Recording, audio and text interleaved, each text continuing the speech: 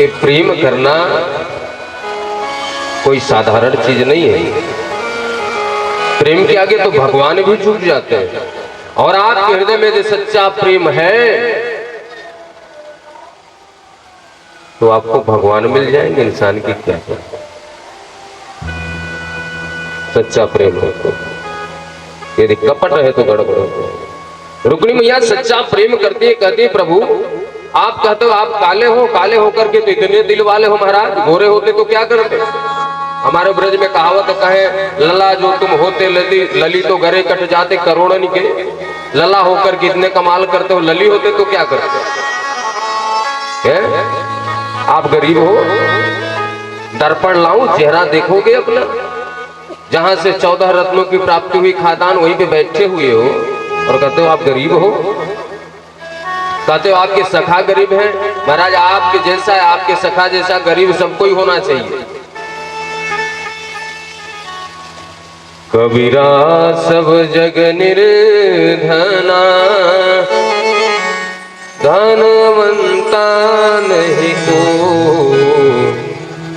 धनवंता सोई जानिए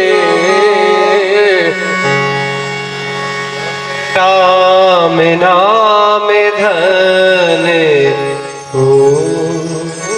सबसे बड़ा धनी वही है जिसके पास राम नाम है।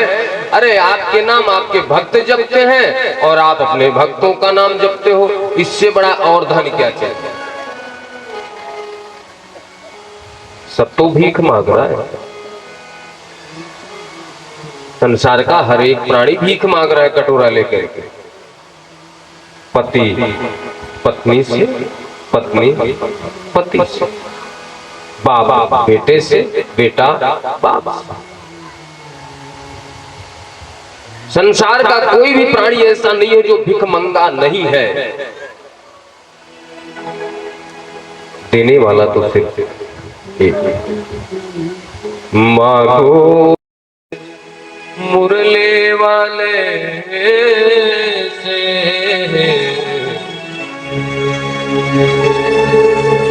जहां होता कभी इनकार नहीं।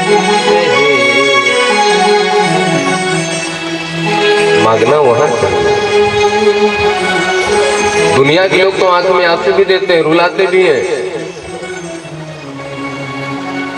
प्रभु आप गरीब नहीं हो, आप तो धनवान हो, आपके भक्त धनवान हैं। और आपने क्या कहा कि आपके माँ बाप का पता नहीं है। जगता मधीसो, जगत के माता पिता आप हो, कण कण में निवास आप करते हो, जगत का पालन पोषण आप करते हो और आप कहते हो आपके बाप का पता नहीं। अरे सबके बाप तो आप हो।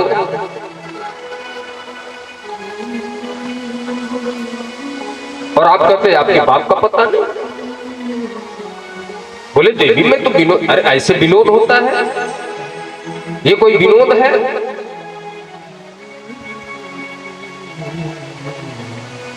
कन्हैया ने कहा कथा बंद हो, दूसरा कार्य करें देवी जी। मैं समझ गया आपके चेहरे पे क्रोध नहीं आए, मुझे माफ करो। अब बताओ जब भगवान कन्हैया माफी मांग रहे हैं तो आपकी आज के पतियों की क्या औकात की माफी नहीं मांगना चाहिए। मांगना चाहिए नहीं, मांगना पड़ेगा। ये तो गुजारा नहीं है। बोलो राधे राधे। हो गया राधे राधे। अब आप लोग बड़ाई कर दिया तो इसका मतलब नहीं कि धीरे बोलो। बोलो राधे राधे। बोलो बांके बिहारी लाल की। महाराज कन्हैया के पौत्र के विवाह का वर्णन करते हैं सुखदेव जी महाराज। बाणासुर की पत्नी उषा का मिलन अनिरुद्ध के साथ हुआ। उषा का विवाह अनिरुद्ध जी के साथ जो प्रद्युम्न के सुपुत्र हैं। बाणासुर शिव भगवान का बहुत बड़ा भक्त है। महाराज भोलेनाथ बाणासुर की तरफ से लड़ाई करने के लिए आए। इधर से कन्हैया जा रहे हैं अपने पौत्र की रक्षा करने के लिए। भयानक युद्ध हुआ। भगवान भोलेनाथ ने देखा मेरे गोविंद आए हुए हैं, तो अपने गोविंद से कैसे युद्ध करें, दिखावे के लिए बाण चला रहे हैं। भाई पक्ष भी तो लेना है अपने भक्त का, लेकिन हृदय में तो राम ही बैठे हुए हैं। तो ऐसा लग रहा है कि बस फॉर्मेलिटी अदा कर रहे हैं भोलेनाथ।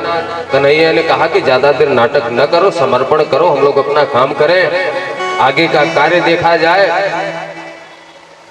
भगवान कृष्ण और शंकर से जो दो बाण निकले दोनों के धनुष से, उसी में ग्रीष्म एक ठंडी का बुखार और एक गर्मी का बुखार, शीतल ज्वर और उष्ण ज्वर, ये दो बुखार की उत्पत्ति हुई जो आजकल हम लोगों को आता है। वो अलग बात है किसी को हमेशा बुखार आए, बोलो राधा, आता है किसी किसी को, जनरल बात है। कोई काम करने को कह दो तो बुखार आ जाएगा उनको।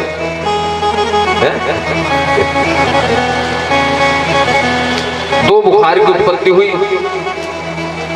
शंकर जी ने समर्पण किया,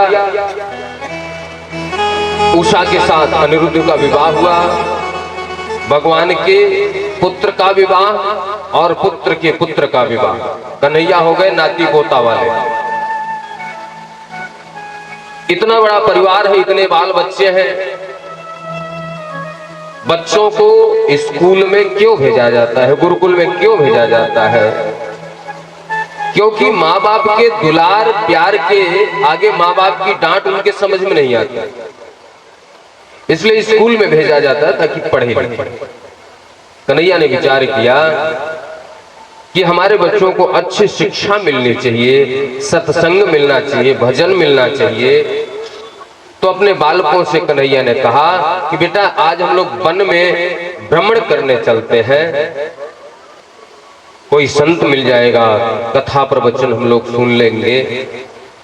अपने बालकों को लेकर के आज वन में भ्रमण करने निकले। कुछ आगे गए तो उनको प्यास लगी। अपने पुत्रों से कन्हैया ने कहा कि बेटा जल की व्यवस्था करो। कन्हैया ने जैसे कहा, पुत्रों ने जल की तलाश में इधर उधर खोजना प्रारंभ किया, तलाश करना प्रारंभ किया। उनको एक जलाशय दिखा, उसमें एक गिरगिट क्रिकलास्व पड़ा हुआ था। बालकों ने आकर के बताया कि पिताजी जल तो है लेकिन उसमें एक गिरगिट तैर रहा है। कन्हैया ने जाकर के उसको बाहर निकाला। जैसे ही कन्हैया का स्पर्श हुआ तो उस जो गिरगिट था, जो क्रिकलास्व था, वह महापुरुष के रूप में परिवर्तित हो गया। कन्हैया ने कहा कि भैया आप कौन हो, आपका परिचय क्या है? उस महापुरुष ने अपना परिचय बताया। प्रभु, यदि दानियों का आप नाम सुने होंगे तो दानियों में सर्वप्रथम मेरा नाम आता है। कोई आकाश के तारागण की गणना कर सकता है, कोई जमीन धरती के रजगण की गणना कर सकता है, लेकिन मैंने कितनी गाय दान की है इसकी गणना कोई नहीं कर सकता। निगो नाम नरेंद्र हो में स्वाको तनयः प्रभो, दानी स्वाख्यायमाने सो यदि ते कर्णम स्पृशम। कोई आपने, मेरा नाम राजा नृग है, आपने इतना दान किया जिसकी गणना कोई नहीं कर सकता। इतने बड़े दानी, इतने बड़े धर्मात्मा, इसके बाद भी आप गिरगिट बने पड़े हैं। ये रहस्य क्या है? बोले प्रभु, हिनस्ति भीष्मतारं बहिन रथिं प्रशाम्यते, कूलं शव समूलं दहति ब्रह्म स्वराणि पावक। विष पान करने से वही मरता है जो विष पान करता है,